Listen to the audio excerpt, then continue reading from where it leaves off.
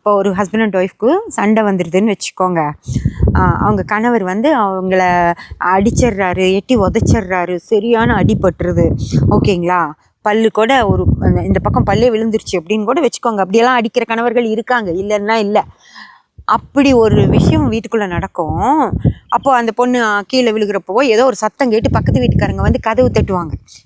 என்ன சத்தம் அப்படின்னு கேட்டு. அப்போ இவங்க எந்திரிச்சு இப்படியே போயிட்டு சிரிச்சுட்டு ஒன்றும் இல்லை, ஸ்டூல் கீழே விழுந்துருச்சு அப்படின்வாங்க. ஓகேங்களா? அங்கே உள்ள என்ன நடந்துச்சுன்னு சொல்லவே மாட்டாங்க. இதுக்கும் பக்கத்து வீட்டுக்காரங்களுக்கு ஏதோ விஷயம் கூட தெரிஞ்சு வரலாம். சத்தமாக இருந்தது, கீழே விழுகிற சத்தம் கேட்குது, அந்த ஆள் அடிச்சிட்டாரோ என்னமோ அப்படின்னு ஓடி வந்திருப்பாங்க பதறி போய். ஆனால் இவங்க என்ன சொல்லுவாங்கன்னா, ஸ்டூல் கீழே விழுந்துருச்சு அப்படின்வாங்க. அப்புறம் அப்படியே அவங்க கணவர் பின்னாடியே வருவார். எப்படி லுங்கி சரி பண்ணிட்டு வந்து ஆமாம் எப்படி நான் கால் பட்டு ஸ்டூல் விழுந்துருச்சு அப்படின்னாரு. சரி நான் அவங்க பேசிட்டு போயிடுவாங்க. அதுக்கப்புறம் திரும்பி உள்ள சண்டை கண்டினியூ கூட ஆகும்.